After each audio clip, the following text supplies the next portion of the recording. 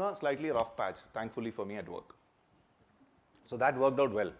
Otherwise, I may not be here, frankly. So I'm thankful that I hit a rough patch at work because it helped me break out of that cycle. So I had already gotten married, so there was no risk of not finding, someone to get married to. So a year and 3 months into it, my wife actually was fully supportive, and she said, I don't care whether you work for a bank or wherever, and she also supported me in looking for a non-profit job. So I went for one interview in Bombay.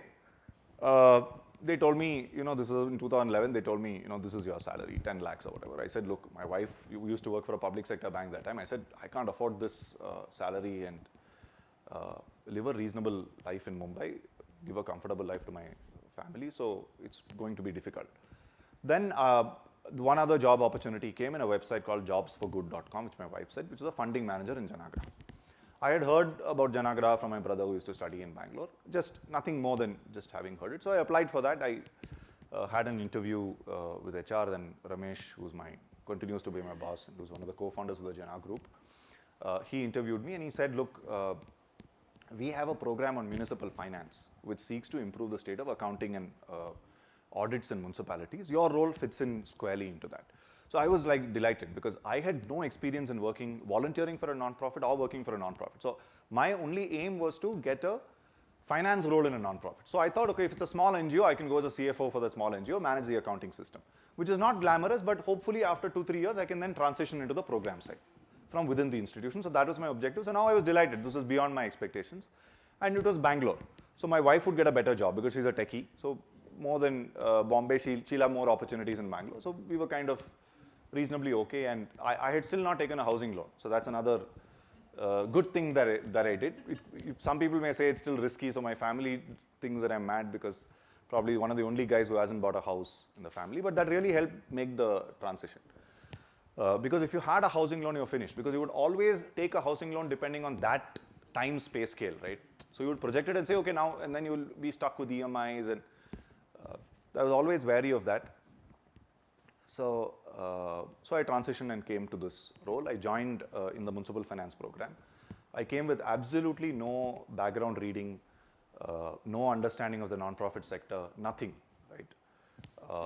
And I said, okay, whatever it is, let me try it out for 1 or 2 years. If it doesn't work, then I go back. I look for a job and go back. It's a bit of a risk, but it's fine. Let's take that risk. So I took the risk and joined, and this is where I am. So it's been 7 years. I'm hoping that I never have to go back to the corporate sector. I still have a lot of respect for the corporate sector. I think it's a very important component of society.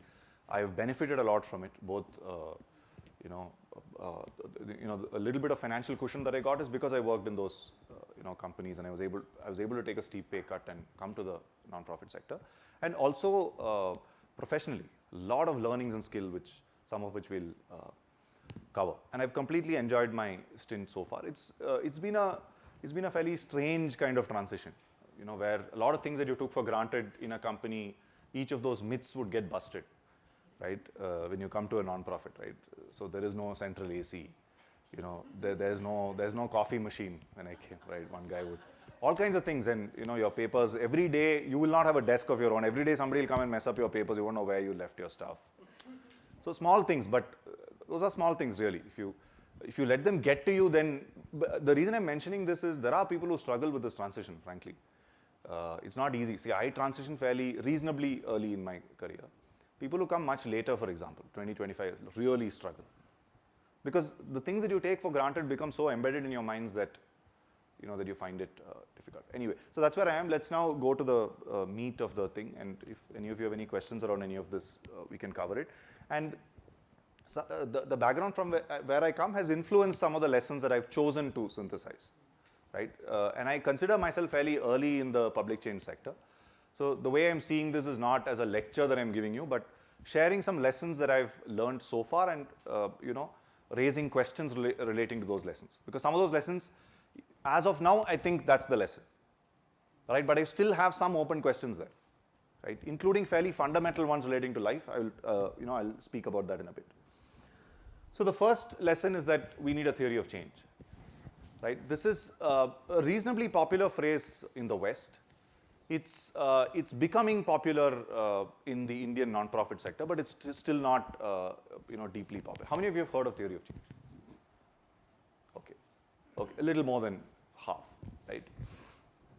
So we need to have a theory of change, and we need to apply it consistently. And this is a huge struggle in the nonprofit sector, right? It's a struggle, understandably so, but it's a struggle that we need to really overcome. This is fundamental.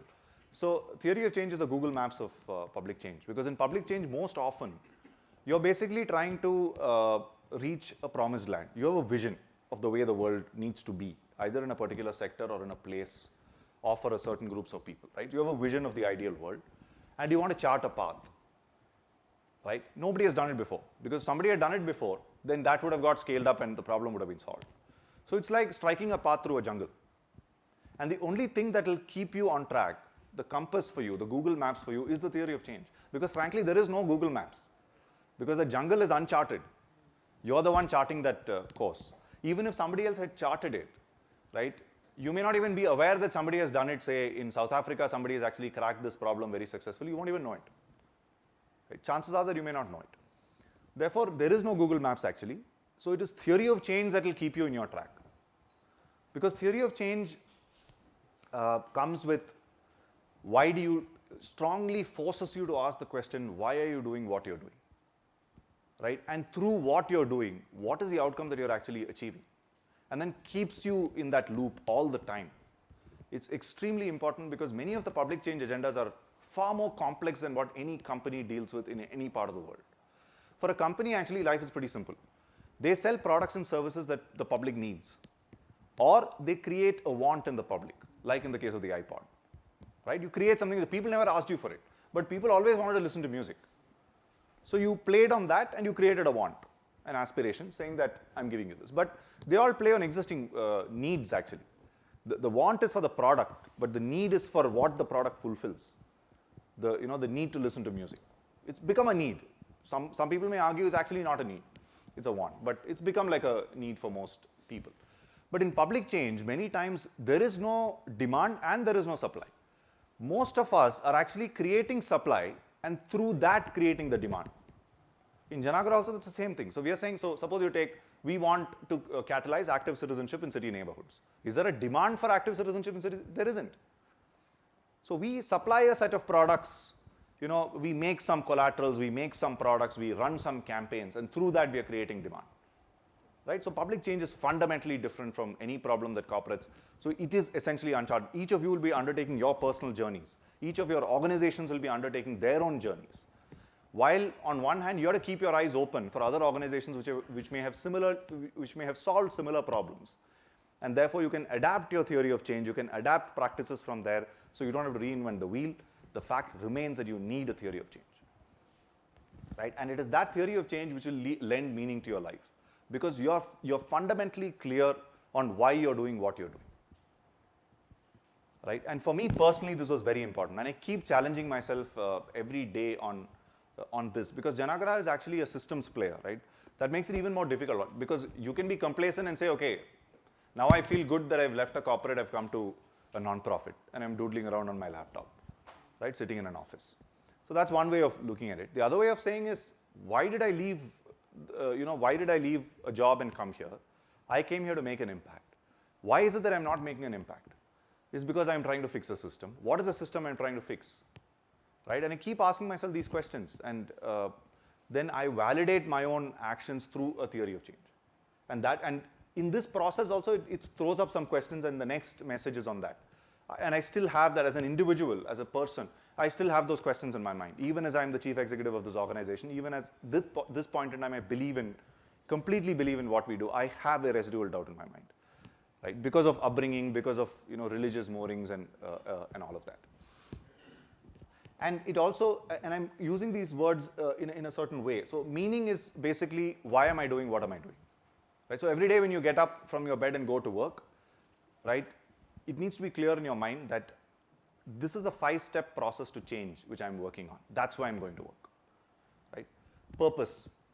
Purpose is, I'm using purpose as one level below meaning in a philosophical structure. So I'm saying purpose is every time that you choose to undertake a certain intervention or a campaign or an activity, right, or an action, you have to reflect that on the theory of change and see whether this fits into the theory of change. It is the theory of change which should govern your actions at work in the public change space, right? And you can't think of actions which are justifiable outside of the theory of change, because then you will completely lose focus. And in the development sector, it's very easy, because India has, like, you have hundreds of causes. Anything that you do will help someone in some way, and you can keep justifying that. But you have to hold yourself, to the theory of change path and see whether this action, does it fit into the theory of change. And if you think that it fits in only 70%, you need a good enough reason to say, it's fine, I'm going to go ahead with this because there's 70% fit, and this is the reason I'm going ahead. And then once the action and the consequences come out, you again reflect it back and see, was it the right thing to do? Will I do it again? Right? So this is not being purist or ideologically rigid, but this is having a frame of reference at all points in time, with to which you'll reflect back.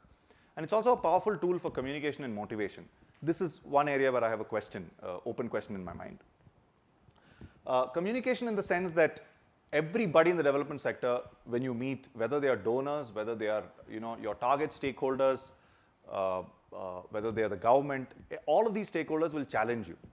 So whichever sector you're in, you could be in education, you could be in poverty, you could be in skills, you could be in any sector you are, there will always be 2-3 different ways of doing things. And the person on the other side will have his or her own worldview on how that problem needs to be approached. Right? They will either agree with what you're saying, or they'll be lukewarm, or they will strongly disagree and say, I don't agree with this approach. It's the theory of change which is going to help you communicate. It is the theory of change which is going to help you communicate lucidly how you expect your actions to lead to intended outcomes, and what is the journey that you're undertaking.